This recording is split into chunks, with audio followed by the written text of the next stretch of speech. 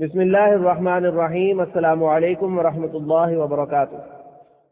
شعبہ سمع و بصر مرکزی انجمن خدام القرآن لاہور کی طرف سے صدر مؤسس مرکزی انجمن خدام القرآن، بانی تنظیم اسلامی اور داعی تحریک خلافت پاکستان محترم ڈاکٹر اسرار احمد صاحب کی ایک تقریر بعنوان حقیقت و اقسام شرک پیش خدمت ہے۔ رب اشرح لي صدري ويسر لي امري واحلل عقدة من لساني يفقهوا قولي اللهم ربنا الهمنا رشدنا واعذنا من شرور انفسنا اللهم ارنا الحق حقا وارزقنا اتباعه وارنا الباطل باطلا وارزقنا اجتنابه اللهم انا نعوذ بك من الشك والشرك ونعوذ بك من النفاق والرياء ونعوذ بك من خزي الدنيا وعذاب الآخرة۔ حضرات، ہم نے اس سلسلہ گفتگو کے آغاز میں شرک کی جو اقسام معین کی تھی، ان میں سے دو کے بارے میں کسی حد تک گفتگو مکمل ہو چکی ہے، یعنی شرک فی الذات اور شرک فی الصفات۔ ہمارا آج کا اصل مضمون ہے شرک فی الحقوق، یعنی اللہ تعالی کے حقوق میں کسی کو اس کا ساجی اور ہم پلہ بنا دینا۔ اب تک جو کچھ عرض کیا جا چکا ہے اس پر یقیناً بہت سے سوالات ذہنوں میں پیدا ہوئے ہوں گے، اور میرے علم میں بھی ہے کہ کچھ چہنے گوئیاں ہوئی ہیں اور کچھ چیزیں میرے سامنے پیش بھی کی گئی ہیں سوالات کی شکل میں۔ میں نے یہ طے کیا ہے کہ انشاءاللہ آج جب یہ سلسلہ تقاریر ختم ہو جائے گا تو پھر ایک مزید ہم درس اس بات کے لیے رکھیں گے کہ جو مسائل ذہنوں میں ابھرے ہیں اور جو بھی میرے سامنے آئیں گے سوالات، ان کے جواب دیے جائیں تاکہ ذہنوں کے اندر جو بھی خلش پیدا ہوئی ہے اس کا ازالہ ہو سکے۔ البتہ آج میں پچھلے درس کے موضوع سے متعلق دو باتیں، یا یوں کہیے کہ پچھلی تقریروں کے ضمن میں دو قرض ادا کر کے پھر جو آج کا اصل موضوع ہے اس کی طرف بڑھ سکوں گا۔ پہلی بات تو یہ کہ مجھے یہ بتایا گیا، بعض احباب نے یہ اطلاع دی کہ شرک فی الذات کے ضمن میں جو شعر میں نے پڑھا تھا وہ شعر مولانا احمد رضا خان صاحب بریلوی کا ہے کہ وہی جو مستوی عرش تھا خدا ہو کر اتر پڑا وہ مدینے میں مصطفیٰ ہو کر۔ میرے علم میں یہ بات بالکل نہیں تھی، اور اب بھی واقعہ یہ ہے کہ اگرچہ بتانے والوں کی ثقافت جو ہے اس کی وجہ سے مجھے ماننا پڑ رہا ہے، لیکن میرا ذہن یہ باور کرنے کو تیار نہیں ہے کہ یہ شعر ان کا ہو سکتا ہے۔ بہرحال اس سے قطع نظر کہ یہ کس کا شعر ہے، جیسا کہ میں نے اپنی پچھلی گفتگو میں آپ کو یاد ہوگا کہ مولانا ثناء اللہ امرتسری صاحب کا بھی نام لے کر ان پر تنقید کی ہے۔ ہمارا معاملہ اشخاص کے ساتھ بندھنے کا نہیں ہونا چاہیے، جو حقیقت ہے، جو معاملہ صحیح ہے، نہ گروہی تعلقات کی وجہ سے نہ کوئی شخصی عقیدتوں کی وجہ سے ہمیں رائے بنانی ہے، بلکہ ہمیں تو رائے وہ بنانی ہے جو کتاب اور سنت سے ہمیں معلوم ہے، اللہ کی کتاب سے اور اس کے رسول صلی اللہ علیہ وسلم کے فرمودات سے۔ تو میں یہاں یہ عرض کیے بغیر نہیں رہ سکتا کہ یہ شعر کسی کا بھی ہو کسے باشد، اس میں قطعاً کوئی شک نہیں ہے کہ اس میں بالکل اوتار کا عقیدہ ہے، اور یہ شرک نہایت مشرکانہ شعر ہے، یہ اس میں قطعاً کسی شک و شبے کی گنجائش نہیں ہے۔ البتہ میری وہ بات اب بھی اپنی جگہ پر قائم ہے کہ یہ بھی ایک شعر ہے۔ ہو سکتا ہے کہ ایک ہی شخص میں دو کیفیات جمع ہو جائیں، ایک طرف وہ عالم دین بھی ہو اور ایک طرف ایک شاعر بھی ہو۔ اب وہ شاعر ہونے کے ناطے سے جو قرآن مجید میں سورہ شعراء میں فرمایا گیا کہ یہ شعراء جو ہیں وَالشُّعَرَاءُ يَتَّبِعُهُمُ الْغَاوُونَ أَلَمْ تَرَ أَنَّهُمْ فِي كُلِّ وَادٍ يَهِيمُونَ، تو یہ کیفیت جو ہے یہ ماننا پڑتا ہے کہ بڑے سے بڑے شاعر جو ہیں ان میں بھی کچھ نہ کچھ رنگ جو ہے ان آیات میں جو سامنے آیا ہے وہ موجود ہوتا ہے۔ مبالغہ جو ہے وہ شعر کی جان، لہذا اس میں اگر کوئی بات ایسی آ گئی ہے تو اس سے وہ میرا موقف ختم نہیں ہوتا کہ جو ان کے مستند عقائد کی فہرست ہے، اگر آپ اس کا جائزہ لیں گے تو آپ کو معلوم ہوگا کہ الحمدللہ کہ اس میں کوئی ایسی چیز موجود نہیں۔ دوسری بات مجھے اسی شرک فی صفات کے ضمن میں عرض کرنی تھی، شفاعت کے بارے میں، کہ شفاعت یہاں پر اللہ تعالیٰ کے اذن کے ساتھ شفاعت کا معاملہ ہے، یہ قرآن مجید سے بھی ثابت، حدیث سے بھی ثابت۔ اس کا انکار کرنے والا تو قرآن مجید اور احادیث دونوں کے نصوص کا منکر ہو جائے گا۔ البتہ یہ کہ اگر کسی کے ذہن میں شفاعت کا تصور یہ ہے کہ کوئی ہستی بھی اتنی زور آور ہے کہ وہ اللہ تعالیٰ کے عدل کے راستے میں رکاوٹ بن سکتی ہے اور اللہ سے اس کی مرضی کے خلاف کچھ کروا سکتی ہے، تو یہ یقیناً شرک ہے، اس لیے کہ اس میں اللہ تعالیٰ کا جو علی کل شیء قدیر اور فعال لما یرید یفعل ما یشاء، یہ جو اس کی شان یکتائی ہے یہ مجروح ہو کر رہ جاتی ہے۔ پھر تو وہ کسی اور کی مرضی کا پابند، کسی اور سے اذن کا خواہاں بن کر رہ جائے گا۔ پھر وہ جو محدود ہو گیا اس کا اختیار اور محدود ہو گئی اس کی قوت، تو پھر وہ اللہ نہیں رہا، وہ اللہ تو وہی ہے کہ جس کے اختیارات لامحدود ہیں، فعال لما یرید یفعل ما یشاء۔ اور میں نے عرض کیا تھا کہ مشیت مطلقہ اور ارادہ مطلق یہ صرف اللہ کے لیے، کسی اور کے لیے نہیں۔ لہذا اللہ تعالیٰ کی طرف سے اذن پا کر شفاعت کرنا یہ یقیناً قرآن سے احادیث سے ثابت ہے۔ اس میں تو یہ ہے کہ وہ شفاعت اب بھی ہو رہی ہے، صرف قیامت کے دن نہیں ہوگی، اب بھی ہو رہی ہے۔ کوئی بھی شخص جب کسی دوسرے کے لیے کوئی دعا کرتا ہے تو وہ شفاعت ہے۔ شفاعت کے معنی کیا ہے؟ شفاعت دو کو کہتے ہیں، والشفع والوصف۔ تو شفا یہ ہے کہ آپ نے اپنی ایک درخواست کہیں پیش کی اور کسی نے آپ کے لیے سفارش بھی کی، یہ سفارش جو ہے یہ شفا ہے کہ اس نے اپنی بات بھی آپ کی بات کے ساتھ جوڑ دی، تو بات دوہری ہو گئی کہ ایک سائل ہے جو اپنا سوال پیش کر رہا ہے اور ایک اور ہے جو اس کی سفارش کر رہا ہے۔ تو نبی اکرم صلی اللہ علیہ وسلم کی حیات طیبہ کے دوران بھی یہ ہوتا تھا کہ کسی مسلمان سے کوئی خطا ہو گئی، غلطی کا صدور ہو گیا، وہ خود بھی استغفار کرتا تھا اللہ سے اور حضور کی خدمت میں بھی حاضر ہوتا تھا کہ آپ بھی اللہ تعالیٰ سے میرے لیے استغفار کریں۔ تو حضور کا یہ استغفار یہ شفاعت تھی۔ اسی طریقے سے قرآن مجید سے ثابت ہے کہ فرشتے شفاعت کرتے رہتے ہیں، یستغفرون لمن فی الارض، وہ زمین والوں کے لیے اپنے پروردگار سے استغفار کرتے رہتے ہیں۔ اسی طرح کا معاملہ حشر میں ہوگا، میدان حشر میں اولیاء اللہ کو، انبیاء کو، صدیقین کو، شہداء کو، صالحین کو اپنے اپنے مراتب کے مطابق اللہ تعالیٰ کی طرف سے اجازت ملے گی کہ وہ بھی گناہگاروں کے حق میں شفاعت کریں۔ اللہ تعالیٰ جسے اجازت دے گا، لا يتکلمون الا من اذن له الرحمن وقال صوابا، کوئی وہاں پر دم نہ مار سکے گا، کلام کرنے کی اس کو کا یارہ نہ ہوگا، مگر صرف وہی کہ جس کے لیے اجازت ہو جائے، اور وہ بات بھی غلط نہیں کہے گا، بات بھی صحیح کہے گا۔ تو اس درجے میں شفاعت کا انکار قرآن مجید اور احادیث نبویہ کی نصوص کا انکار ہے۔ لیکن وہ جو عوامی ایک تصور ہے اور جاہلانہ تصور ہے، جو یہ پنجابی زبان کے اس شعر میں آپ کو ملے گا، جو ملنگ قسم کے لوگ پڑھتے پھرتے ہیں کہ خدا جنو پکڑے چھڑا لے محمد، اور محمد نے پکڑے چھڑا کو نہیں سکتا، یہ جو تصور ہے در حقیقت اس میں آ کر وہ معاملہ اللہ تعالیٰ کی مشیت پر ایک اور مشیت جو ہے وہ غالب آ جاتی ہے، اللہ کے ارادے پر ایک اور ارادہ مستولی ہو جاتا ہے، یہاں وہ شرک کی بدترین صورت ہو جائے گی۔ تو یہ معاملہ جو ہے جہلاء کا ہے اور عوامی سطح کی بات ہے، لیکن یہ کہ شفاعت کا جو مقام ہے اس میں رب اور قال ثوابا کے درجے کے ساتھ ساتھ وہ قرآن مجید کے نصوص سے ثابت ہے۔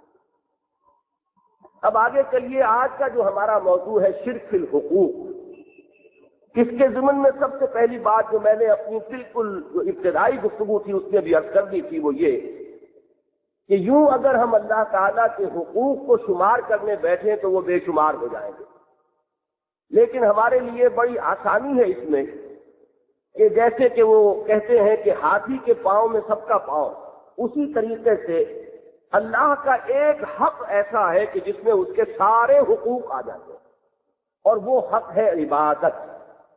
تو شرک فی الحقوق جو ہے وہ مساوی ہو جائے گا شرک فی العبادت کے۔ اس ضمن میں نے آج ویسے تو قرآن مجید میں یہ مضمون بے شمار مرتبہ آیا ہے، تمام رسولوں کی دعوت جو ہے وہ اسی حوالے سے ہے کہ اللہ کی بندگی کرو، اللہ کے سوا کسی اور کی عبادت نہ کرو۔ میں نے ابھی 2 آیات جو ہے آغاز میں آج تلاوت کی تھی، ایک سورہ ہود کی ابتدائی آیات کہ جن میں بتایا کہ قرآن مجید کا مقصد نزول کیا ہے، محمد الرسول اللہ صلی اللہ علیہ وسلم کی بعثت کی غرض و غایت کیا ہے۔ الف لام را کتاب احکمت آیاتہ، یہ وہ کتاب ہے کہ جس کی آیات محکم کی گئیں، پختہ کی گئیں۔ ثم فصلت من لدن حکیم خبیر، پھر وہ اس ہستی کی طرف سے بیان کی گئیں، ان کی تفصیل کی گئی کہ جو حکیم بھی ہے اور خبیر بھی ہے، کمال حکمت والا اور تمام چیزوں سے باخبر۔ اور یہ کس لیے نازل ہوئی؟ اللہ تعبدوا الا اللہ، اس کا مقصد نزول یہ ہے کہ نہ عبادت کرو کسی کی سوائے اللہ کے، نہ بندگی کرو کسی کی سوائے اللہ کے۔ اننی لکم منہ نذیر و بشیر، اور میں، یعنی اب یہ ہے گفتگو گویا کہ محمد الرسول اللہ صلی اللہ علیہ وسلم فرما رہے ہیں کہ میں تمہارے لیے اللہ کی طرف سے بشیر اور نذیر بن کر آیا ہوں۔ جو اس معیار پر پورے اتر جائیں کہ اللہ کے سوا کسی کی عبادت نہ کریں، توحید فی العبادت کے معیار پر پورے اتر جائیں، ان کے لیے میں بشیر ہوں، بشارت دینے والا، کہ ان کے لیے روح و ریحان و جنت نعیم، یہ سب ہے کہ جو اللہ نے فراہم کیا ہے۔ اور جو اس پر پورے نہ اترے ان کے لیے میں نذیر ہوں، خبردار کرنے والا ہوں کہ ان کے لیے ان کے رب کے پاس بڑا دردناک عذاب۔ تو یہ گویا کہ قرآن مجید کا مقصد نزول۔ پھر میں نے آیت پڑھی آخری جو سورہ کہف جس پر ختم ہوتی ہے، جس میں حضور سے یہ کہلوایا گیا قل انما انا بشر مثلکم، اے نبی ان سے کہہ دیجئے کہ میں ایک بشر ہوں تم جیسا، یوحی الی، مجھ پر وحی کی جاتی ہے، انما الہکم الہ واحد، کہ تمہارا معبود، تمہارا الہ بس ایک ہی الہ ہے۔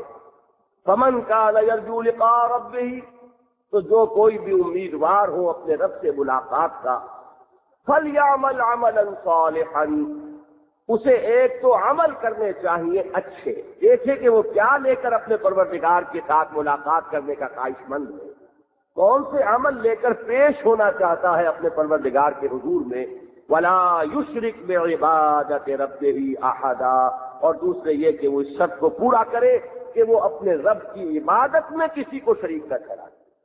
تو ہماری جو آج کی گفتگو ہے اس کا موضوع ہے شرک فی العبادت۔ اب اس شرک فی العبادت کو سمجھنے کے لیے ہمیں سب سے پہلے عبادت کو سمجھنا ہوگا، عبادت کیا ہے۔ اس موضوع پر اب ظاہر بات ہے کہ وقت کی تنگی کے باعث میں زیادہ تفصیلات میں نہیں جا سکتا، ویسے بھی مختلف مواقع پر یہ موضوع ہماری تقریروں میں آتا رہتا ہے۔ تنظیم اسلامی جس مقصد کے لیے قائم ہوئی ہے، کیونکہ بنیادی دعوت اس کی یہی ہے، لہذا جہاں کہیں گفتگو ہوتی ہے اس پر لازماً کچھ نہ کچھ بیان ہوتا ہے، لیکن بہرحال آج کی اس گفتگو کے لیے چاہیے کہ چند باتیں آپ اچھی طرح سمجھ لیں۔ عبد کہتے ہیں عربی میں غلام کو، بندے کو، عبادت غلامی اور بندگی۔ اور قرآن مجید کی جو آیہ مبارکہ ہے کہ وما خلقت الجن والانس الا لیعبدون، اس کا صحیح ترین ترجمہ نہ کہے، ترجمانی کہیے جو شیخ سعدی نے کی ہے، وہ یہ ہے کہ زندگی آمد برائے بندگی، زندگی بے بندگی شرمندگی۔ لیکن یہ تو ہوا ایک لفظ میں اس کا مفہوم اور اس کا معنی۔ اصل میں عبادت کیا ہے، اس پر جو صحیح ترین اور جامع ترین باتیں ہیں وہ امام ابن تیمیہ رحمۃ اللہ علیہ اور حافظ ابن قیم رحمۃ اللہ علیہ نے یوں سمجھیے کہ دریا کو کوزے میں بند کیا۔ ان دونوں حضرات کی رائے یہ ہے کہ العبادت تجمع اصلین، عبادت دو بنیادوں یا دو جڑوں کو اپنے اندر جمع کرتی ہے، یعنی اس کے دو اجزاء ہیں جو بنیادی اجزاء ہیں، ان دونوں سے مل کر یہ عبادت وجود میں آتی ہے۔ اور وہ دو کیا ہے؟ غایت الحب، ایک طرف تو انتہا درجے کی محبت ہو اللہ تعالیٰ کے ساتھ، غایت الحب مع غایت الذل والخضوع، اور اس کے ساتھ جمع ہو جائے انتہائی درجے میں اللہ کے سامنے بچھ جانا، اپنے آپ کو پست کر دینا، اپنی کوئی مرضی نہ رہے اللہ کی مرضی کے مقابلے میں، اپنی کوئی پسند نہ رہے اللہ کی پسند کے مقابلے میں. جو اللہ کو پسند ہو وہی اس بندے کو پسند ہو، جو اس کی مرضی ہو اسی پر وہ راضی ہو، جو اس کا حکم ہو بصر و چشم بجا لائے. اپنی زندگی جو ہے اس کی غایت ہی یہ سمجھے کہ اپنے رب کو راضی رکھنا ہے، اپنے آقا کو، اپنے مالک کو راضی کر لینا، اس کی رضا جوئی ہی میری زندگی کا مقصود ہے. جب یہ دو چیزیں جمع ہو جائیں گی، اس لیے کہ ویسے لفظ عبد جو ہے غلام کے معنی میں آتا ہے، اور غلامی کے اندر ایک جبر کا مفہوم ہے. دنیا میں جب بھی کوئی کسی کا غلام ہوتا تھا، یا اب بھی کوئی انفرادی غلامی کا دور کچھ ختم ہو گیا ہے، لیکن قومیں تو غلام ہوتی ہیں. ہمیں ابھی 34 برس ہی ہوئے انگریزوں کی غلامی سے نجات حاصل کیے ہوئے، لیکن اس غلامی میں جبر کا پہلو ہوتا ہے. یہ مجبوری کی غلامی ہوتی ہے، مارے باندھے کی غلامی ہے. دوسرا مسلط ہو جاتا ہے، کوئی اپنی مرضی سے غلام نہیں بنتا. لہذا لفظ عبد کے مفہوم میں چونکہ یہ جبر کا پہلو شامل ہے، لہذا جب دین کے اندر اللہ کی عبادت کا تصور زیر بحث آئے گا تو یہ صراحت ضروری ہوگی کہ اس میں غلامی کا وہ عنصر بتمام و کمال موجود ہونا چاہیے کہ جیسے ایک غلام اور جیسے ایک بندہ اپنے آقا کا مطیع فرمان ہوگا، لیکن اس میں کوئی پہلو جبر کا نہ ہو، بلکہ محبت کے جذبے سے سرشار ہو کر، اپنے آقا اور اپنے معبود کی محبت کے جذبے سے سرشار ہو کر جب کوئی اپنے آپ کو اس کے سامنے لا ڈالتا ہے، بچھا دیتا ہے، اور اس کی بندگی اپنی آزاد مرضی سے اختیار کرتا ہے، جبر سے نہیں، تو یہ ہے عبادت. تو دو ہیں بڑی اہم بنیادیں، گویا کہ عبادت کے دو اجزاء سمجھ لیجئے. ایک اطاعت ہے، کلی اطاعت، اور ایک محبت ہے کہ جو اس اطاعت کی اصل روح ہے باطنی. ان دونوں کے اندر جو باہمی نسبت و تناسب ہے، اگر اسے سمجھنا چاہیں تو جیسے ہمارا یہ وجود ہے یہ جسم ظاہری ہے، نظر تو یہی آتا ہے، وزن اسی کا ہے، 2 من کی لاش یہی ہے، لیکن اس میں جو اصل حقیقت ہے وہ جان ہے، وہ روح ہے جو اس کے اندر، اسی کی وجہ سے یہ ہے، ورنہ تو یہ متعفن ڈھیر بن جائے گا. قریب ترین اجزاء جو ہے، میرے اپنے بچے جو ہیں وہ مجھ سے دور بھاگیں گے. تو اصل میں جو کچھ ہے میرا یہ وجود وہ میری اس جان سے ہے. میں یہاں لفظ روح کو جان کے ہم مانی کے طور پر استعمال کر رہا ہوں، اس وقت وہ دوسری بحثیں ذہن سے نکال دیجئے. جو غلط العام تصور ہے اس کے تحت میں نے یہ الفاظ استعمال کیے ہیں. تو وجود ظاہری ہے جو نظر آئے گا، تنو توش اسی کا ہے، نگاہ میں وہی آنے والا ہے، وزن اسی کا ہے، لیکن جس نے اس کو اصل میں کوئی اہمیت دی ہے وہ روح باطنی ہے جو اس میں سرایت کیے ہوئے. بالکل اسی طرح عبادت کا جو اصل جسد ہے وہ تو ہے اطاعت. نظر تو یہی آئے گا کہ اس نے اللہ کا حکم مانا، اس نے اللہ کے حکم کے مطابق نماز پڑھی، اس نے اللہ کے حکم کے مطابق روزہ رکھا، اس نے اللہ کے حکم کے مطابق فلاں چیز کو حلال جانا، فلاں چیز کو حرام جانا. تو نظر تو یہی آئے گا، لیکن یہ کہ اس کی روح باطنی جو ہے وہ محبت خداوندی ہے. اگر وہ نہیں ہے تو یہ عبادت ایک بے جان جسد ہے جس کے اندر کوئی جان نہیں، جس میں کوئی روح نہیں ہے. وہی بات ہے جو علامہ اقبال نے اس دور میں خوب واضح کی ہے کہ شوق اگر تیرا نہ ہو میری نماز کا امام، میرا سجود بھی حجاب، میرا قیام بھی حجاب، اور عقل و دل و نگاہ کا مرشد اولی ہے عشق. عشق نہ ہو تو شرع و دین متقدع تصورات. پھر یہ اعمال جو ہیں یہ صرف رسم بن کر رہ جاتے ہیں، رسم پرستی ہوتی ہے کہ اگر وہ محبت خداوندی کی روح جاری و ساری نہ ہو. تو عبادت کے دو یہ اجزاء بہت اہم ہیں. ایک اس کا ظاہری اور اس کا بڑا نمایاں پہلو جو ہے وہ ہے اطاعت کلی، اور دوسرے ہے محبت خداوندی. تیسری چیز عبادت کے ذیل میں آئے گی کہ کچھ مراسم عبودیت ہو. اپنی بندگی کو ظاہر کرنے کے لیے انسان کا ہمیشہ سے یہ قاعدہ رہا ہے کہ تعظیم کے لیے، اپنی نیاز مندی کے اظہار کے لیے وہ کچھ صورتیں اختیار کرتا ہے.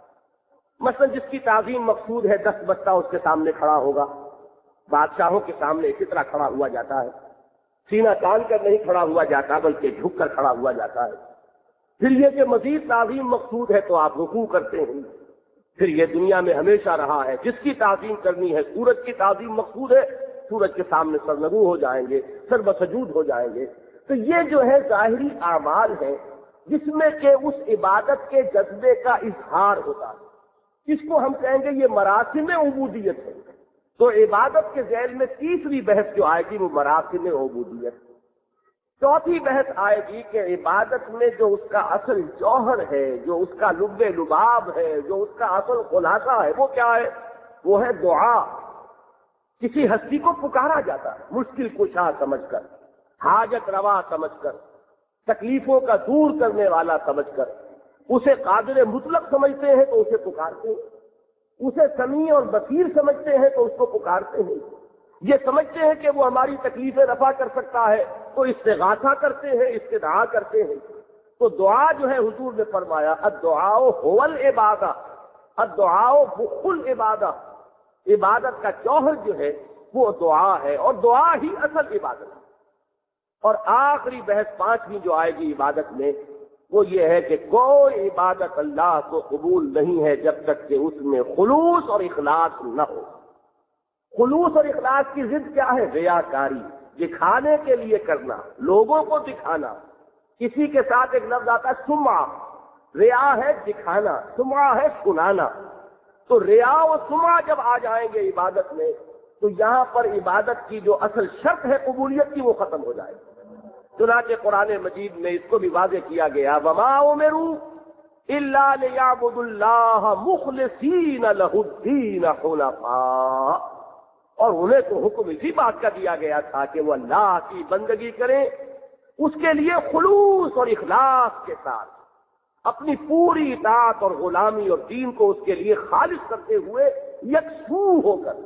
اگر اس میں کہیں کسی کو دکھانا بھی شامل ہو گیا، کچھ سنانا بھی شامل ہو گیا، کچھ لوگوں سے اپنی تعریف کرانا بھی مقصد کے طور پر سامنے ہوا، کوئی دنیاوی اس سے منفعت حاصل کرنا بھی اگر پیش نظر ہے تو وہ خلوص اور اخلاص جو ہے وہ ختم اور ریا اور سمعہ اس کے اندر آ جائیں گے، اور وہ عبادت جو ہے اللہ تعالیٰ کے ہاں مردود شمار ہوگی، مقبول نہیں ہوگی۔ تو یہ 5 عنوانات ذہن میں متعین کر لیجئے کہ عبادت کے یہ 5 پہلو کہہ لیجئے، 5 اجزاء کہہ لیجئے۔ اطاعت نمبر 1، محبت نمبر 2، مراسم عبودیت نمبر 3، دعا کا جوہر، عبادت کا جوہر دعا، اور آخری یہ کہ عبادت کی قبولیت کی شرط اخلاص، جس کی ضد ہے ریا اور سمعہ۔ اب ان 5 عنوانات کے تحت ہم یہ سمجھیں گے کہ شرک فی العبادت کیا ہے۔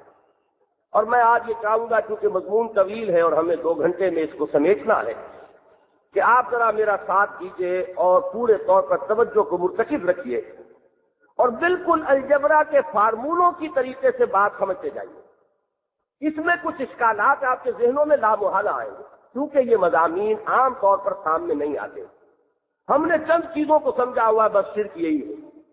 یہ شرک کی گمبھیری جو ہے، اس کی ہماگیری اور اس کی وسعت جو ہے وہ اکثر و بیشتر ہمارے سامنے نہیں ہے، لہذا جب یہ باتیں سامنے آتی ہیں تو بہرحال انسان چونکتا ہے۔ اور ایک سوال جو قدم قدم پر سامنے آئے گا وہ یہ ہے کہ اس کے معنی تو یہ ہوئے کہ ہر گناہ شرک ہے۔ اس سوال کا جواب میں آخر میں دوں گا انشاءاللہ پوری وضاحت کے ساتھ، لیکن ابھی ذرا اس اشکال یا اس سوال یا اس اشتباہ کو ایک طرف رکھتے ہوئے پہلے جو باتیں میں کہہ رہا ہوں اس کو اس کے دلائل پر، اس کے فیس ویلیو پر ذرا اس کو سمجھیے کہ وہ صحیح ہے یا نہیں، دل کو لگتی ہے کہ نہیں لگتی ہے، اور میں انشاءاللہ تعالیٰ اس کو بالکل الجبرا کے فارمولوں کی طریقے سے آپ کے سامنے رکھوں۔ سب سے پہلی چیز لیجئے اطاعت، اور اب ہم یہ سمجھیں گے کہ شرک فی الاطاعت کیا ہے۔ اطاعت رسول کی بھی ہے، اطاعت اولو الامر کی بھی ہے، تو اطاعت کا لفظ بہت وسیع ہو گیا۔ اولو الامر کسی ایک ہی شخص کو نہیں کہتے۔ مسجد میں جو ذمہ دار ہے، امام ہے، خطیب ہے، وہ یہاں کا والی امر ہے۔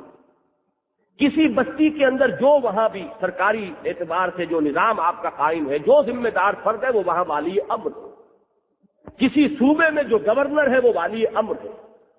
آپ کا جو ہیڈ آف دی اسٹیٹ ہے، جو بھی نظام ہے، وہ والی امر ہے۔ اور نہ معلوم کتنے یہ والیان امر موجود ہیں کہ جو ذمہ داری کسی کے حوالے ہے، جیسا کہ حضور نے فرمایا کہ کلکم راعٍ وکلکم مسئول عن رعیتہ، تم میں سے ہر ایک کی حیثیت ایک چرواہے کی ہے اور تم میں سے ہر ایک سے پوچھ گچھ ہوگی، پرسش ہوگی ان بھیڑوں اور بکریوں کے بارے میں کہ جو اس کے حوالے کی گئی تھی۔ چنانچہ حضور نے فرمایا کہ ایک عورت جو ہے وہ اپنے شوہر کے گھر پر اسے اختیار حاصل ہوتا ہے، اپنے اولاد پر، لہذا اس سے اس کے بارے میں پرسش ہوگی۔ اولاد اس کا کہنا مانتی ہے، بچے اس کے کہنے پر چلتے ہیں، والدہ کی اطاعت کرتے ہیں۔ اب اس نے وہ اطاعت کدھر اس کا رخ رکھا؟ اللہ کی اطاعت کی طرف رخ رکھا یا اللہ کی معصیت کی طرف اپنی اولاد کو لے گئی؟ اس سے بات پرس ہوگی۔ ایک شخص جو ہے سربراہ ہے خاندان کا، وہ والی امر ہے اپنے گھر میں، اس سے پوچھا جائے گا بیوی کے بارے میں بھی اور بچوں کے بارے میں بھی کہ وہ انہیں کدھر لے جا رہا تھا، اللہ کی بندگی کی طرف یا معصیت اور بغاوت کی طرف؟ تو ہر شخص اپنے اپنے لیول پر والی امر ہے، ہر شخص کی حیثیت جو ہے ایک چرواہے کی ہے۔ تو اب اس میں اصول کیا ہوگا؟ والدین کی اطاعت، اساتذہ کی اطاعت، اپنے علماء کی اطاعت، اپنے مرشدین کی اطاعت، اپنے حکمرانوں کی اطاعت، اپنے بڑوں کی اطاعت۔ تو پھر اس میں توحید فی الاطاعت کیا ہے اور شرک فی الاطاعت کیا ہے، اس کو سمجھ لیجئے۔ وہ توحید فی الاطاعت یہ ہے، اس کو حضور کی ایک حدیث سے سمجھ لیجئے، اور یہ تو میں چاہوں گا کہ آپ میں سے ہر شخص یاد کر لے۔ یہ گویا کہ وہ الجبرا کا فارمولہ ہے جو حضور نے اس کو بیان کر دیا ہے۔ لا طاعت لمخلوق فی معصیت الخالق، کسی مخلوق کی اطاعت نہیں کی جائے گی اس معاملے میں کہ جس میں خالق کی معصیت لازم آ رہی ہے۔ مخلوق کی اطاعت کا انکار نہیں ہے، والدین کی اطاعت کرو، اپنے بڑوں کی اطاعت کرو، سپیریئرز کی اطاعت کرو، اپنے حکام کی اطاعت کرو، اساتذہ کی اطاعت کرو، اگر کوئی دینی اعتبار سے کسی کے ساتھ اپنے آپ کو منسلک کیا ہے ان کی اطاعت کرو، لیکن کسی کی اطاعت جو ہے وہ اللہ کی معصیت میں نہیں ہوگی۔ کوئی بھی اگر تمہیں اللہ کے حکم کے خلاف حکم دے گا تو اب ان کی اطاعت نہیں ہے، وہاں ان کی اطاعت کا دائرہ ختم ہو جائے گا۔ ان کی معصیت کی جائے گی، اللہ کی معصیت نہیں کی جائے گی۔ تمام اطاعتیں اگر اس دائرے کے اندر ہیں تو یہ ہے توحید فی الاطاعت۔ اور اگر کسی ایک اطاعت کو بھی اس دائرے سے باہر نکال کر اللہ کی اطاعت کے ہم پلہ کر لیا یا اللہ کی اطاعت سے اوپر لے گئے تو یہ برابر کرنے میں بھی شرک ہو گیا، اور اگر اوپر چلا گیا تو شرک سے اب کوئی بڑی اور اصطلاح ہمیں وضع کرنی پڑے گی، یہ تو شرک سے بھی زیادہ گھناؤنی بات ہو گئی کہ کسی اور کی اطاعت جو ہے وہ بالا تر ہے اللہ کی اطاعت سے۔ یہاں شرک تو ہو جائے گا اس سے کہ اللہ کی اطاعت کے برابر آپ لے آئے کسی کی اطاعت کو، تب بھی شرک فی الاطاعت ہے۔ اور اگر اللہ تعالیٰ کی اطاعت سپریم ہے اور ساری اطاعتیں اس کے نیچے ہیں، یہ توحید فی الاطاعت ہے۔ یہ ایسی بات ہے کہ جس کو ہر شخص جو ہے سمجھے گا، دل گواہی دے گا، عقل عام جو ہے اسے تسلیم کرے گا۔ لیکن اب ذرا اس فارمولے کو اپلائی کیجیے۔ کٹھن مرحلہ یہاں آتا ہے، اور اس میں میں یہ چاہوں گا کہ ایک مثال تو میں دے دوں خالص انفرادی سطح پر، اور ایک مثال میں دے دوں جو اجتماعیت کی بلند ترین چوٹی ہو سکتی ہے اس سطح پر۔ تو باقی جو گیپ ہے فل ان دی بلینکس اس کا آپ خود کر لیجیے۔ وہ تو ٹھیک ہے، الجبرے کا فارمولے کا تو فائدہ یہی ہے کہ پھر آدمی اس کو ہاتھ میں لے کر بڑے سے بڑی الجھنیں جو ہے وہ ان کو حل کر لیتا ہے۔ اب آئیے خالص انفرادی سطح پر، میرا ایک نفس ہے جو مجھے حکم دیتا ہے اللہ کے حکم کے خلاف۔ ان النفس لامارۃ بالسوء وما ابرئ نفسی ان النفس لامارۃ بالسوء، میں اپنے نفس کو بری نہیں ٹھہراتا، یہ نفس تو واقعتاً اس کا کام ہی یہ ہے کہ برائی کا حکم دے، برائی کا حکم دیتا ہے۔ اب اصل مسئلہ میرے لیے ہے کہ ایک حکم اللہ کا ہے اور ایک حکم میرے نفس کا ہے، ایک مرضی میرے مولا کی ہے اور ایک خواہش میری نفس کی ہے۔ میں ان دو چکی کے پاٹوں کے درمیان آ گیا۔ اصل مسئلہ کیا ہے؟ وہی شعر شاید آپ کو یاد آیا ہو کہ درمیانے قار دریا تختہ بندم کر دئی، باز نہیں گوئی کہ دامن ترمکن ہوشیار باش، مجھے ایک تختے پر ڈال کر اور سمندر کے اندر تو پھینک دیا ہے، اور چاہتا مجھ سے یہ ہے کہ میرا دامن تر نہ ہونے پائے۔ تو یہ ہے وہ چکی کے دو پاٹوں کے درمیان انسان ہے کہ ایک طرف اس کے ساتھ وہ نفس ہے لگا ہوا جس کے بارے میں خود قرآن یہ کہہ رہا ہے کہ ان النفس لامارۃ بالسوء، اور پھر یہ کہا جاتا ہے ہوشیار کے رہبر دم تیغت قدم رہا، ہوشیار رہو کہیں تمہارا قدم جو ہے وہ معصیت کی کسی دلدل کے اندر پھنس نہ جائے۔ یہ معاملہ جب رہتا ہے میرے سامنے تو یہ تو کشمکش وہ ہے کہ جو ہر روز ہے، ہر ساعت ہے، ہر آن ہے۔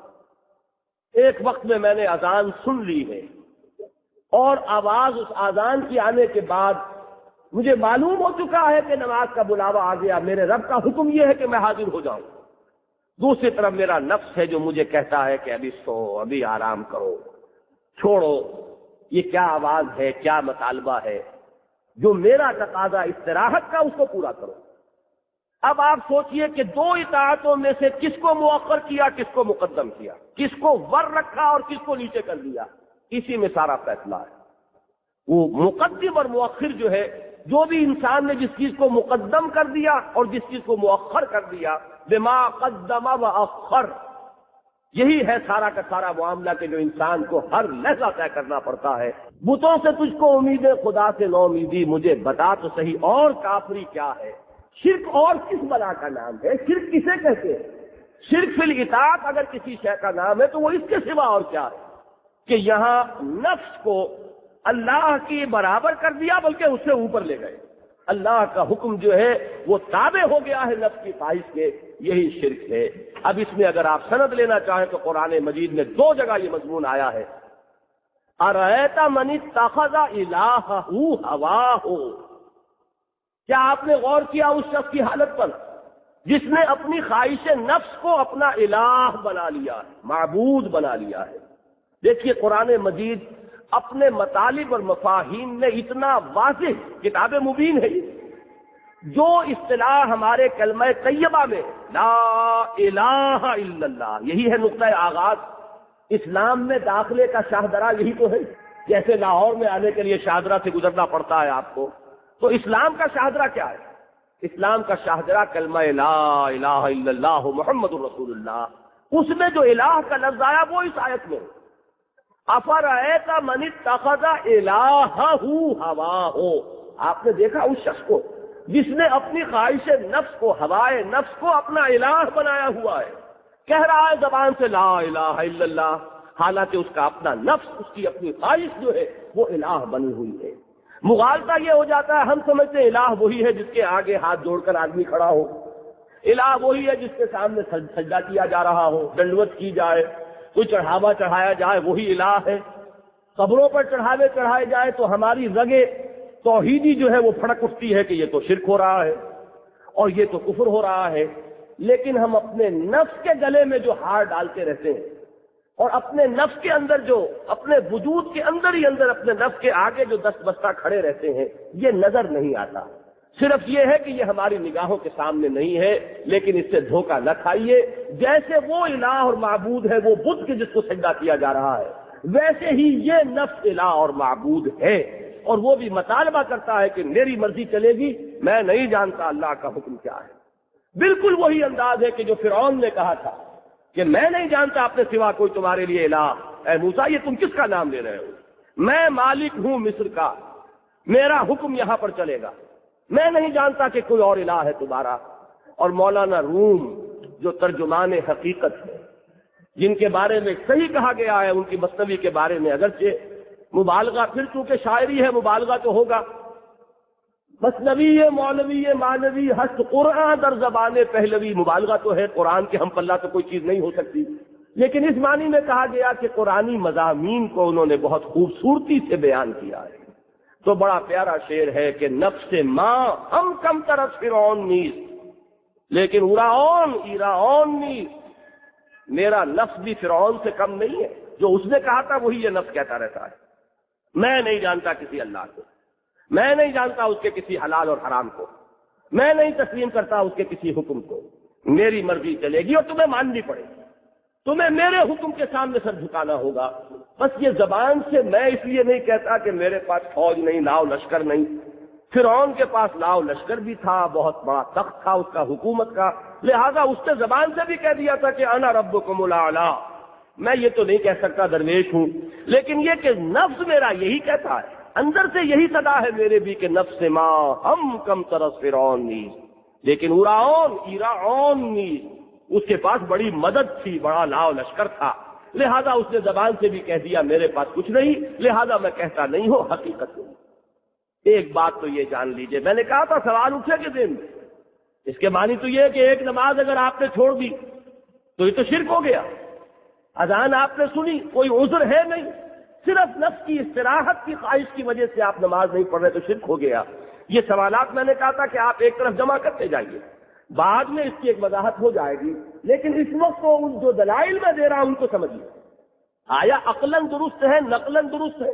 دلائل دو ہی ہے، یا منقول ہوگا قرآن یا حدیث سے جو بات ملے گی وہ ہمیں تسلیم کرنی ہے، یا معقول ہو کہ عقل عام اسے تسلیم کرے وہ ہم مانیں گے۔ تو عقلی اور نقلی دلائل پر اساس کیجئے کہ بات صحیح ہے یا غلط، کہ توحید فی الاطاعت کیا ہے؟ لا طاعت لمخلوق فی معصیت الخالق، تمام اطاعتیں اللہ کی اطاعت کے تابع ہو جائیں، کوئی اطاعت اللہ کی اطاعت کے ہم پلہ نہ ہو، اس سے بالا تر نہ ہو، یہ توحید فی الاطاعت ہے۔ اور جہاں کوئی اطاعت اللہ کی اطاعت کے مساوی ہو گئی یا اس سے بھی اوپر ہو گئی تو یہ شرک فی الاطاعت ہے۔ اس میں وہ قرآن مجید کی میں نے آپ کو انفرادی سطح پر میں نے آپ کے سامنے منقول دلیل جو ہے، منصوص دلیل پیش کر دی۔ ارأیت من اتخذ الہہ ہواہ افانت تکون علیہ وکیلا، تو اے نبی کیا آپ اس شخص کی ذمہ داری لیں گے؟ اب ذرا آئیے بلند ترین سطح پر دیکھیے، اجتماعیت انسانیہ جو ہے اس کی بلند ترین سطح ہے ریاست کا تصور، اور یہ بڑا ریسنٹ کانسیپٹ ہے۔ اس سے پہلے ہمارے ہاں تصور حکومت کا تھا، ریاست کا نہیں تھا۔ حکومت ہے، سلطنت ہے، بادشاہی ہے، لیکن ریاست ایک ہائپوتھیٹیکل ادارہ ہے، ایک علیحدہ مجرد سی اس کی حیثیت ہے، اور یہ جو حکومت ہوتی ہے اس ریاست کو چلانے والی مشینری ہے۔ حکومت جو ہے گورنمنٹ اور ہے، اسٹیٹ اور۔ تو اب یہ جو اسٹیٹ کا کانسیپٹ ہے، میں نے عرض کیا کہ یہ بڑا ہی ریسنٹ کانسیپٹ ہے، اور اس میں جو سب سے پہلی چیز جو طے ہوتی ہے وہ حاکمیت کا اصول ہے کہ اس ریاست میں حاکمیت کس کی تسلیم کی جا رہی ہے، آخری اختیار کس کے پاس ہے، قانون سازی کا آخری حق کس کے پاس ہے، اختیار کس کے ہاتھ میں ہے۔ یہ جو ساورنٹی کا کانسیپٹ ہے، یہ گویا کہ آج اجتماعیات انسانیہ میں جس کی سب سے اونچی چوٹی ہے کانسیپٹ آف اسٹیٹ، تصور ریاست، اور اس کا اہم ترین جو معاملہ ہے، اولین معاملہ، وہ ہے کانسیپٹ آف ساورنٹی، حاکمیت کس کی۔ توحید کیا ہوگی یہاں اس سطح پر؟ توحید یہ ہوگی ان الحکم الا للہ، حاکمیت کا اختیار سوائے اللہ کے کسی کے لیے۔ میں نے یہ چونکہ مضمون ابھی جمعوں میں بڑی تفصیل سے اپنی تقریروں میں بیان کیا ہے، لہذا تفصیل میں جانے کی ضرورت نہیں۔ اس نظریے کی جہاں نفی ہوگی وہ شرک ہے۔ حاکمیت کسی اور کے لیے آپ نے تسلیم کی اور شرک ہوا۔ سروری زیبا فقط اس ساتھ بے ہمتا کو ہے، حکمراں ہے ایک وہی باقی بتان آزری۔ ایک وقت میں جو مقام تھا مولانا روم کا، ہمارے اس زمانے میں حقائق قرآنی کی ترجمانی میں وہی مرتبہ و مقام علامہ اقبال کا ہے۔ ویسے پرسن ٹو پرسن کوئی نسبت نہیں ہے، وہ نہ صرف یہ کہ علم اور فکر کے اندر بہت بلند تھے، اپنے عمل میں بھی بہت اونچے تھے۔ علامہ اقبال کا عمل کا پہلو بہت کمزور ہے، اللہ تعالیٰ ان کو معاف فرمائے، ان کی فروگزاشتیں جو ہیں ان سے درگزر فرمائے، لیکن فکر کے اعتبار سے واقعہ یہ مجھے کہنے دیجئے کہ قطعاً کوئی فرق نہیں ہے۔ جس سطح پر مولانا روم تھے اسی سطح پر مولانا علامہ اقبال ہے اس دور میں، اور انہوں نے کس خوبصورتی سے اس کو بیان کیا ہے۔ شاعری بھی مثنوی مقصود نہیں، وہ تو بار بار کہتے ہیں میں شاعر ہوئی نہیں، میں شاعری جو ہے اس کو صرف ایک ویہیکل کے طور پر، ایک ذریعے کے طور پر استعمال کر رہا ہوں۔ نغمہ کجا و من کجا ساز سخن بہانائی سوئے قطار می کشم ناقہ بے زمام را۔ جو آپ دیکھیے کوئی شاعری ہے، شاعری تو گل و بلبل کی شاعری ہوتی ہے، کوئی رخساروں کی اور کاکلوں کی اور زلفوں کی شاعری ہوتی ہے۔ یہاں شاعری ہو رہی ہے سروری زیبا فقط اس ذات بے ہمتا کو ہے، حکمراں ہے ایک وہی باقی بتان آزری۔ اس اصول کو آپ جہاں توڑ دیں گے وہ شرک ہے، چاہے وہ بادشاہت ہو، ملوکیت ہو۔ اگر کوئی فرد واحد بیٹھتا ہے کہ حاکم میں ہوں، میرے ہاتھ میں قانون سازی کا اختیار ہے، میری زبان سے نکلا ہوا لفظ قانون ہے، شرک ہے، بدترین شرک ہے۔ ان الحکم الا للہ کی نفی ہو گئی۔ اگر اسی کا اختیار کے مدعی جمہور بن کر سامنے آ جائے، کلیکٹیو لیول پر انسان دعویٰ کرے حاکمیت ہماری ہے، پاپولر ساورنٹی، یہ بھی شرک ہے، بدترین شرک ہے۔ اس دور کا سب سے بڑا شرک یہی ہے، سب سے عام شرک یہی ہے۔ بت پرستی والے شرک کا دور گزر گیا ہے۔ اب ہندوستان میں بھی آپ کو شاید کوئی 1-2% لوگ ملیں کہ جو جا کر بتوں کو ڈنڈوت کرتے ہیں، وہ دور گیا۔ اب جو شرک ہے وہ بالکل دوسرے شرک ہے۔ جو میں نے عرض کیا تھا اپنی پہلی گفتگو میں کہ ضرورت اس بات کی ہے کہ ہر دور میں جو شرک نیا لبادہ پہن کر آتا ہے اس کو انسان سمجھے. تو یہ جو ہیومن ساورنٹی کا کانسیپٹ ہے یہ شرک ہے. آج بہت بڑا ہم نے تیر مارا ہے, جمہوریت بڑی ترقی کی ہے, لیکن شرک جو کا تو ہے. ہم نے خود شاہی کو پہنایا ہے جمہوری لباس. جب ذرا آدم ہوا ہے خود شناس و خود نگر, ذرا آدمی کو ذرا آگے بڑھ گیا ہے, لہذا اب ایک فرد واحد کی ساورنٹی کو یہ نہیں مانے گا, ہاں پاپولر ساورنٹی کو مان جائے گا. دینی اعتبار سے بات وہیں کی وہیں ہے, وہ بھی شرک یہ بھی شرک. اور اسی میں تھیوکریسی کا جو نظریہ ہے وہ میں اب مسجد میں تفصیل سے بیان کر چکا ہوں, وہ بھی شرک. اگر کوئی مذہبی طبقہ اپنے ہاتھ میں اختیار لے کر بیٹھ جاتا ہے کہ جو چاہے قانون بنا دے, یہ جو پاپائیت کا نظام رہا ہے یورپ میں, بدترین شرک ہے. قرآن مجید میں اسی پر تو بات ہوئی ہے جب یہ کہا گیا کہ یہ لوگ جو ہے اتخذوا احبارهم ورهبانهم اربابا من دون اللہ. قرآن نے بہت بڑا چارج لگایا کہ انہوں نے اپنے علماء اور صوفیوں کو اللہ کے علاوہ انہوں نے ارباب بنا لیا, ان کو معبود بنائے بیٹھے. تو حضرت عدی بن حاتم جو بیٹے ہیں حاتم طائی, حاتم طائی کا تو خیر پہلے انتقال ہو گیا تھا, ان کے بیٹے حضرت عدی عیسائی تھے, ایمان لائے. انہوں نے بڑے ادب سے اور ڈرتے ڈرتے, ویژولائز کیجئے یہ بات کہنی آسان نہیں تھی, نبی اکرم صلی اللہ علیہ وسلم سے انہوں نے عرض کیا کہ حضور یہ بات سمجھ میں نہیں آئی, میں عیسائی رہا ہوں, ہم نے اپنے احبار اور رہبان کو خدا نہیں بنایا. تو ایک بڑا اجتماع تھا, قرآن اتنا بڑا چارج لگا رہا ہے. حضور نے فرمایا کیا یہ صحیح نہیں ہے کہ وہ جس چیز کو حلال کہہ دیں تم حلال سمجھ بیٹھتے ہو, اور جس چیز کو حرام کہہ دیں تم حرام سمجھتے ہو. شریعت موسوی تو ختم ہو گئی تھی, اب قانون کا حق کس کے ہاتھ میں ہے؟ وہ تو پوپ کے ہاتھ میں اور اس کے نمائندوں کے ہاتھ میں. وہ جس چیز کو چاہے حلال ٹھہرا دے, جس چیز کو چاہے حرام ٹھہرا دے. جس کے ہاتھ میں یہ اختیار آ گیا وہی خدا ہے.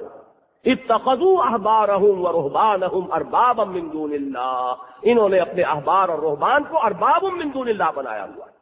تو چاہے وہ مونارکی ہو, چاہے وہ ڈیموکریسی ہو, چاہے وہ تھیوکریسی ہو, یہ تینوں شکلیں جو ہیں یہ شرک کی شکلیں ہیں. اور آج کا دور جو ہے وہ ڈیموکریسی کا ہے, وہ پاپولر ساورنٹی کا دور ہے. حاکمیت عوام بھی اسی طرح شرک ہے جیسے حاکمیت کسی فرد واحد کی یا حاکمیت کسی مذہبی رہنما یا مذہبی طبقے کی شرک ہے. تو یہ ہے شرک اجتماعی سطح پر. ہاں اگر بادشاہ خود بھی اللہ کے قانون کا پابند ہو اور اللہ ہی کے قانون کو نافذ کر رہا ہو تو یہ شرک نہیں ہے. حضرت داؤد اور حضرت سلیمان یہ شرک کرنے والے نہیں تھے, نمرود اور فرعون تھے شرک کرنے والے. اسی طریقے سے مذہبی طبقہ اگر اپنی مرضی سے نہیں بلکہ جو اصل سورس ہے قرآن یا جو بھی سورس کسی زمانے میں کتاب رہی تورات, اس کے مطابق اگر حکم دے رہے ہوں اور ان کے ہاتھ میں انتظامی اختیارات ہوں تو یہ شرک نہیں ہوگا. یہ ایک تھیوکریسی ہو جائے گی with in the concept of divine sovereignty. اختیار مطلق اللہ کا ہے لیکن انتظامی امور جو ہے وہ مذہبی طبقے کے ہاتھ میں ہے. چنانچہ یہ نظام رہا بنی اسرائیل میں. طالوت سے پہلے جو نظام رہا ہے وہاں وہ اسی نوعیت کا نظام تھا. کانت بنو اسرائیل تسوسہم الانبیاء. اور اسی طریقے سے ایک جمہوریت اگر یہ طے کر لے, جس پر میں تفصیل سے گفتگو کر چکا ہوں, کہ اصل تو تشریع کا حق اللہ کا ہے اور کوئی قانون سازی یہاں پر جو جمہوری ادارے بنیں گے, کوئی پارلیمنٹ, کوئی کانگریس, جو بھی آپ اسے کہیں, اس کی جو قانون سازی کی جو اس کے اختیارات ہیں وہ محدود رہیں گے کتاب و سنت کے دائرے کے اندر. لا طاعت لمخلوق فی معصیت الخالق. اگر اس اصول کو پورا کر دیا جائے تو وہ جمہوریت اب شرک نہیں ہوگی. لیکن مطلق جمہوریت شرک ہے, مطلق بادشاہت ملوکیت شرک ہے, مطلق تھیوکریسی شرک ہے. تو یہ ہے اس جگہ سے لے کر ابتدا سے لے کے انتہا تک اصول کیا ہے کہ اطاعت مطلق صرف اللہ کا حق ہے, باقی سب کی اطاعت مشروط ہوگی اللہ کی اطاعت سے. یہ ہے توحید فی الاطاعت.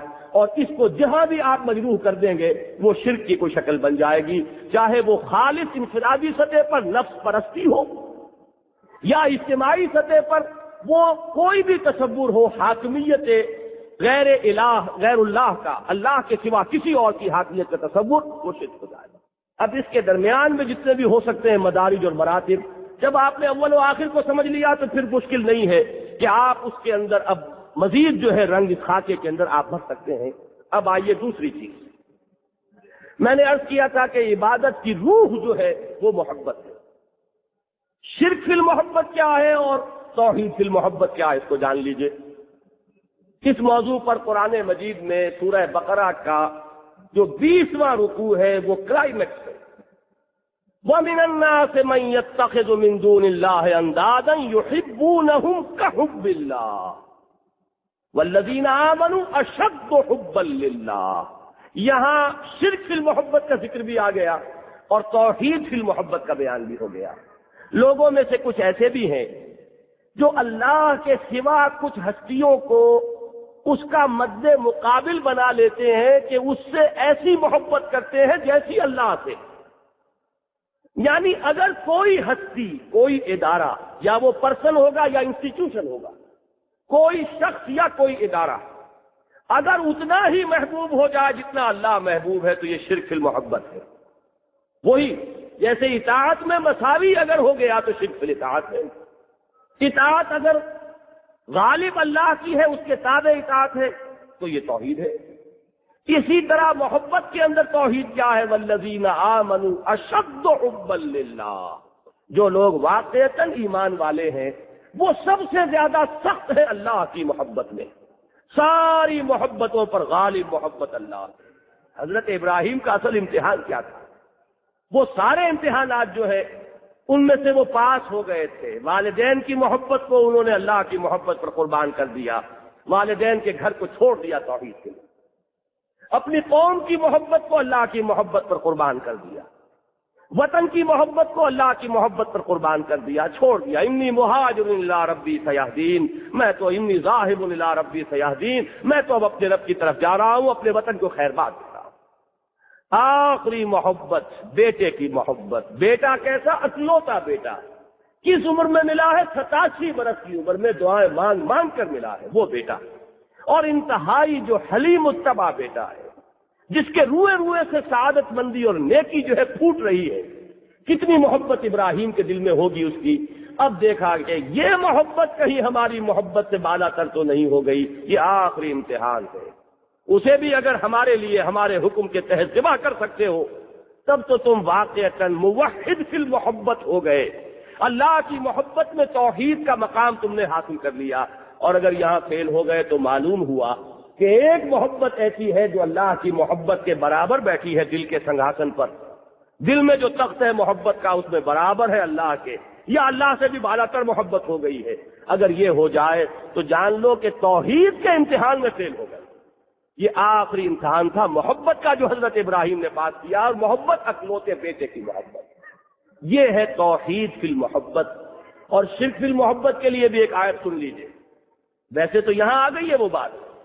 وَمِنَ النَّاسِ مَن يَتَّخِذُ مِن دُونِ اللَّهِ أَندَادًا يُحِبُّونَهُمْ كَحُبِّ اللَّهِ. لوگوں میں وہ ہے کہ جو اللہ کے سوا کسی کو مد مقابل بنا کر اس سے محبت کرتے ہیں جیسی اللہ سے محبت کرنی چاہیے یا کرتے ہیں.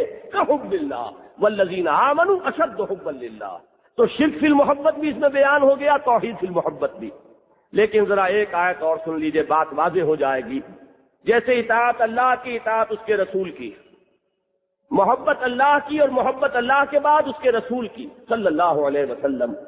اب آپ ذرا سنیے وہ آیہ مبارکہ سورہ بقرہ کی آیت نمبر 24. قل، اے نبی ان سے کہیے، ان کان آباؤکم وابناؤکم واخوانکم وازواجکم وعشیرتکم واموال اقترفتموها وتجارۃ تخشون کسادها ومساکن ترضونها احب الیکم من اللہ ورسولہ وجہاد فی سبیلہ فتربصوا حتی یاتی اللہ بامرہ واللہ لا یہدی القوم الفاسقین.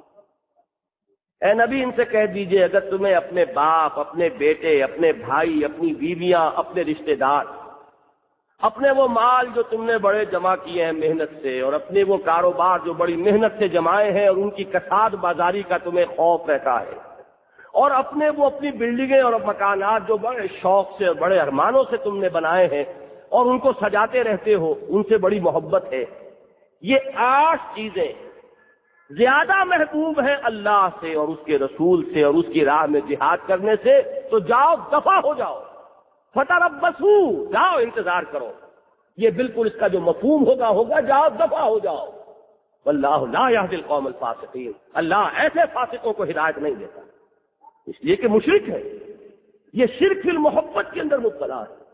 اللہ کی محبت کے مساوی بلکہ برابر، بلکہ اس سے بھی زائد محبت ہے ان کو اپنے مال سے اور اپنی اولاد سے اور اپنی بیویوں سے اور اپنے والدین سے اور اپنے گھر بار سے، اپنی جائیدادوں سے اور اپنے کاروبار سے، اللہ سے اور اس کے رسول اور اس کی راہ میں جہاد کرنے سے